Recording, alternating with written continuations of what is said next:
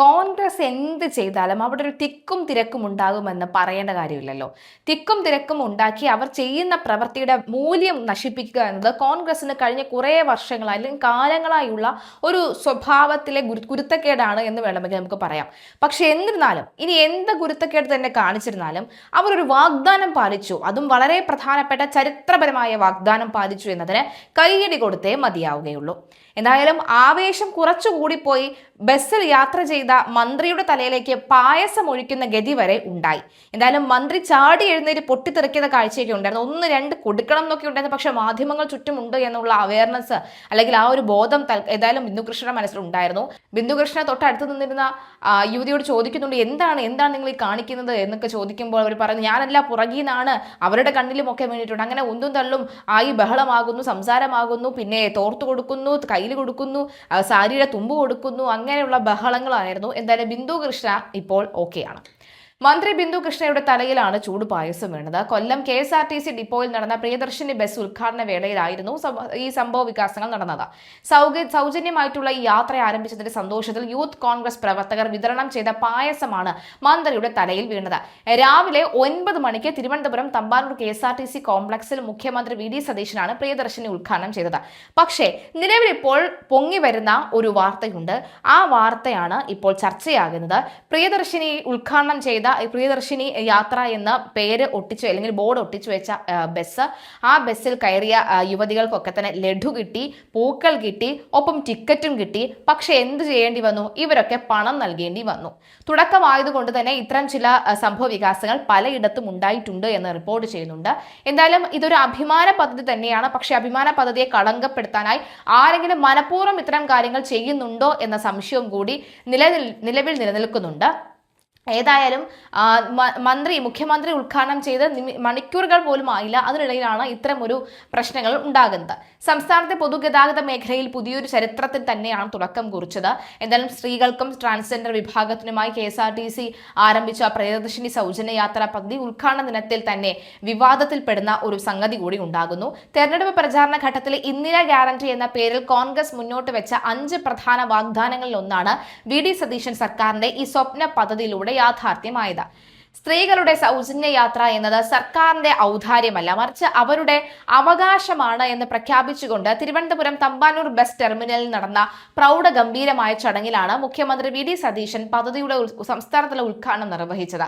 മുഖ്യമന്ത്രിയും മറ്റ് മന്ത്രിമാരും ജനപ്രതിനിധികളും ആദ്യ സർവീസിൽ യാത്രക്കാരായി പങ്കുചേരുകയും ചെയ്തിരുന്നു. ആവേശത്തോടുകൂടിയാണ് സംസ്ഥാനമെമ്പാടുമുള്ള സ്ത്രീകളും ട്രാൻസ്ജെൻഡർ സമൂഹവും ഈ പ്രഖ്യാപനത്തെ വരവേറ്റത്. സംസ്ഥാനത്തുടനീളം KSRTCയുടെ ordinary, city ordinary, limited stop ordinary, town to town, അതുപോലെ തന്നെ fare stage ordinary, point to point ordinary, ഗ്രാമവണ്ടി എന്നിങ്ങനെ 7 വിഭാഗങ്ങളിലായി 3125 ബസ്സുകളിലാണ് ഈ സൗജന്യ യാത്രാ സൗകര്യം ഒരുക്കിയിട്ടുള്ളത്. ഈ ബസ്സുകളിലെല്ലാം യാത്രക്കാർക്ക് തിരിച്ചറിയാനായി പ്രിയദർശിനി സൗജന്യ യാത്ര എന്ന പ്രത്യേക സ്റ്റിക്കറുകളും പതിപ്പിച്ചിട്ടുണ്ട്. യാത്രക്കാരുടെ കൃത്യമായ എണ്ണം അതുപോലെ തന്നെ തിട്ടപ്പെടുത്താൻ കൂടിയാണ് പദ്ധതി നടപ്പിലാക്കുന്നതിലൂടെ KSRTCക്ക് വരുന്ന സാമ്പത്തിക ബാധ്യത കണക്കാക്കി സർക്കാർ നൽകേണ്ട സബ്സിഡി തുക നിശ്ചയിക്കുന്നതിനുമായി കൂടിയാണ് സ്ത്രീകൾക്ക് ഫീമെയിൽ എന്ന് രേഖപ്പെടുത്തിയ പ്രത്യേക ടിക്കറ്റുകൾ വിതരണം ചെയ്യുന്നത്. സൗജന്യ യാത്ര സുഗമമാക്കുന്നതിനായി കൃത്യമായ ചില മാർഗനിർദ്ദേശങ്ങളും കേരള സംസ്ഥാന റോഡ് ട്രാൻസ്പോർട്ട് കോർപ്പറേഷൻ പുറപ്പെടുവിച്ചിട്ടുണ്ട്. എന്നാൽ നാടൊട്ടാകെ വലിയ ആഘോഷത്തോടെയും പ്രതീക്ഷയോടെയും ആരംഭിച്ച പദ്ധതിയുടെ ആദ്യ ദിനം തന്നെ വലിയ തോതിലുള്ള പരാതികൾക്കും കടുത്ത ആക്ഷേപങ്ങൾക്കും വഴിവെച്ചു. തൃശൂരിൽ നിന്നാണ് ചാലക്കുടിയിലേക്ക് സർവീസ് നടത്തിയ ഓർഡിനറി ബസ്സിൽ യാത്ര ചെയ്ത ഈ കൊരട്ടി സ്വദേശികളായ വിദ്യാർത്ഥികളിൽ നിന്ന് കണ്ടക്ടർ ടിക്കറ്റ് വാങ്ങിയത്. ടിക്കറ്റ് വാങ്ങിയത് എന്തിനാണ് എന്ന് ചോദിച്ചപ്പോൾ ഇവിടെ ഇങ്ങനെയാണ് എന്നുള്ള മറുപടിയാണ് അത്രേ കണ്ടക്ടർ നൽകിയത്. തൃശൂരിൽ രാവിലെ 9 മണിയോടെ ആഭ്യന്തരമന്ത്രി രമേശ് ചെന്നിത്തല പദ്ധതിയുടെ പ്രാദേശിക തല ഉദ്ഘാടനം ഫ്ളാഗ് ഓഫ് ചെയ്തതിന് തൊട്ടു പിന്നാലെയായിരുന്നു ഈ സംഭവം. സൗജന്യ യാത്ര ലഭ്യമാകുമെന്ന പ്രതീക്ഷയിൽ രാവിലെ 8:30 മുതൽ ബസ് സ്റ്റാൻഡിൽ കാത്തുനിന്ന വിദ്യാർത്ഥികൾ 9:35 കൂടിയാണ് ചാലക്കുടി ബസ്സിൽ കയറിയത്. ബസ്സിൽ കയറിയ ഉടനെ ജീവനക്കാർ പൂച്ചെണ്ടും ലഡുവും നൽകി ഇവരെ ആവേശപൂർവ്വം സ്വീകരിച്ചു. എന്നാൽ തൊട്ടു പിന്നാലെ ടിക്കറ്റ് എടുത്തപ്പോൾ ഇവരുടെ കയ്യിൽ നിന്നും സാധാരണ രീതിയിൽ പണം ഈടാക്കുകയായിരുന്നു. ഫീമെയിൽ എന്ന് രേഖപ്പെടുത്തിയ ടിക്കറ്റ് നൽകിയെങ്കിലും അതിന് തുക ഈടാക്കിയ നടപടി ഒരു തരത്തിലും അംഗീകരിക്കാനാകില്ല എന്ന് പെൺകുട്ടികൾ വ്യക്തമാക്കി. മധുരം കിട്ടി പക്ഷേ സൗജന്യം കിട്ടിയില്ല എന്ന അവസ്ഥയായിരുന്നു തങ്ങൾക്കെന്നാണ് വിദ്യാർത്ഥികൾ അമർഷത്തോടുകൂടി പ്രതികരിച്ചത്. എന്തായാലും പ്രതികരണം ഒന്ന് കേൾക്കാം. ഞങ്ങൾ തൃശ്ശൂരിൽ നിന്നാണ് വണ്ടി കയറിയത്. അവിടെ ഉദ്ഘാടനം കഴിഞ്ഞിട്ടാണ് കയറിയത്.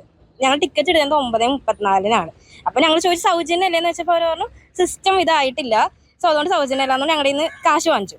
ഓക്കെ, അത് കഴിഞ്ഞ് പുതുക്കാട് എത്തിയപ്പോൾ അവിടെ നിന്ന് കുറച്ച് ആൾക്കാർ കയറിണ്ട്, മെമ്പറാണോ MLA അങ്ങനെ കുറച്ച് ആൾക്കാർ ഈ സാധനമൊക്കെ അവിടെ നിന്നാ വെച്ചേന്ന് തോന്നുന്നു. അപ്പൊ ഞങ്ങളൊരു മാമിന്റെ അടുത്ത് പറഞ്ഞു, ആളാന്ന് തോന്നുന്നു എന്തോ ഒരു പൊസിഷനിൽ ഇരിക്കുന്നത്. അപ്പൊ ആ മാമിന്റെ അടുത്ത് പറഞ്ഞു ഞങ്ങളുടെ നിന്ന് കാശ് ഇങ്ങനെ വാങ്ങിച്ചിട്ടുണ്ട് എന്ന് പറഞ്ഞു കഴിഞ്ഞപ്പോൾ ആള് ചിരിച്ചിട്ട് ഞങ്ങൾക്ക് പൂ തന്നിട്ട് മാത്രം പോവാ. അല്ല, നമ്മളിപ്പോ ഒരാളുടെ അടുത്ത് ഒരു കൺസേൺ പറയുകയാണെങ്കിൽ നമുക്ക് അതിന് ഉത്തരം എന്തെങ്കിലും തരണം. അത് ഉത്തരമൊന്നുമല്ല, അവർ ഫോട്ടോ എടുക്കുക, വീഡിയോ എടുക്കുക, ഈ പൊസിഷനിൽ നിൽക്കുക, മാം ഇവർക്ക് അവർക്ക് കൊടുക്കുന്നു മാത്രം പറയാനുള്ളൂ. അപ്പൊ ഞങ്ങളൊരു സ്റ്റുഡൻസ് ആണ്, അപ്പൊ ഞങ്ങൾക്ക് പറയാനുള്ള അവകാശം ഉള്ളതുകൊണ്ട് ഞങ്ങൾ പറഞ്ഞു. ഇതേക്കുറിച്ച് ബസ് ജീവനക്കാരോട് ചോദിച്ചപ്പോൾ ടിക്കറ്റിംഗ് മെഷീനുകളിലെ സിസ്റ്റം അപ്ഡേഷൻ നടപടികൾ പൂർത്തിയായിട്ടില്ലെന്ന സാങ്കേതിക കാരണമാണ് അവർ വിശദമാക്കി നൽകിയത്. ഉദ്ഘാടനത്തിന് തൊട്ടു പിന്നാലെ യാത്രക്കാരായ തങ്ങളെ സ്വാഗതം ചെയ്യാൻ കാണിച്ച ആവേശം പ്രായോഗിക തലത്തിൽ നടപ്പിലാക്കാൻ KSRTCക്ക് കഴിഞ്ഞില്ലെന്നത് പദ്ധതിയുടെ ആസൂത്രണ പിഴവിലേക്കാണ് വിരൽ ചൂണ്ടത്. മാത്രമല്ല, ഈ സാങ്കേതിക തടസ്സത്തെക്കുറിച്ച് ബസ്സിൽ ഉണ്ടായിരുന്ന ജനപ്രതിനിധികളോടും രാഷ്ട്രീയ പ്രവർത്തകരോടും പരാതിപ്പെട്ടിട്ടും ആരും തന്നെ ഈ വിഷയത്തിൽ ഇടപെടാൻ തയ്യാറായില്ലെന്നും വിദ്യാർത്ഥികൾ ആരോപിക്കുന്നുണ്ട്. ജനങ്ങളുടെ യഥാർത്ഥ പ്രശ്നം പരിഹരിക്കുന്നതിന് പകരം ചടങ്ങിന്റെ ഭാഗമായി ഫോട്ടോ എടുക്കുന്നതിലും വീഡിയോ ചിത്രീകരിക്കുന്നതിലുമാണ് അവിടെ ഉണ്ടായിരുന്ന രാഷ്ട്രീയക്കാർ ശ്രദ്ധ കേന്ദ്രീകരിച്ചതെന്നും പെൺകുട്ടികളുടെ വെളിപ്പെടുത്തൽ വലിയ ജനരോക്ഷമാണ് ഉണ്ടാക്കുന്നത്. മുഖ്യമന്ത്രിയുടെ മണ്ഡലത്തിൽ KSRTCയിലെ പ്രിയദർശിനി സ്ത്രീ സൗജന്യ യാത്ര കല്ലുകടിയായി. രാവിലെ 9 മുതൽ എത്തിയ യാത്രക്കാർക്ക് ആദ്യ സൗജന്യ ടിക്കറ്റ് ലഭിച്ചിരുന്നില്ല. ഓൺലൈൻ ടിക്കറ്റ് സംവിധാനത്തിൽ സൗജന്യ ടിക്കറ്റായ 0 തുക ടിക്കറ്റുകൾ ലഭ്യമാകാൻ വൈകിയതിനെ തുടർന്നാണ് ഉദ്ഘാടന ബസ്സുകളിലെ യാത്ര മുടങ്ങിയത്. നിരവധി യാത്രക്കാർ സൗജന്യ യാത്ര പ്രതീക്ഷിച്ച് ബസ്സുകളിൽ കയറിയെങ്കിലും സൗജന്യം 0 നിരക്ക് ടിക്കറ്റുകൾ ഈ സജ്ജമാക്കാത്തതിനെ തുടർന്ന് കണ്ടക്ടർമാർ നിലവിലെ യാത്ര നിരക്ക് ടിക്കറ്റ് മാത്രമാണ് നൽകിയത്. ഇത് യാത്രക്കാരും കണ്ടക്ടർമാരുമായി തർക്കത്തിന് ഇടയാക്കി. രാവിലെ 10-ന് ശേഷം മാത്രമാണ് സൗജന്യ സംവിധാനം നടപ്പായത്. സൗജന്യ യാത്രയുടെ പറവൂരിലെ ഉദ്ഘാടനം ആദ്യ ടിക്കറ്റ് നൽകിക്കൊണ്ട് മുനിസിപ്പൽ ചെയർമാൻ രമേശ് ടി കുറുപ്പാണ് നിർവഹിച്ചത്. വൈസ് ചെയർപേഴ്സൺ ലൈജി ബിജു, മുൻ chairperson Beena Satheesan, standing chairperson Jalaja Raveendran, Kottuvally panchayat president Praseela എന്നിവർ സംസാരിച്ചു. പറവൂരിൽ ATO അനിൽകുമാർ, ജന കൺട്രോളിംഗ് ഇൻസ്പെക്ടർ സന്തോഷ് കണ്ണൻ എന്നിവർ നേതൃത്വവും നൽകി.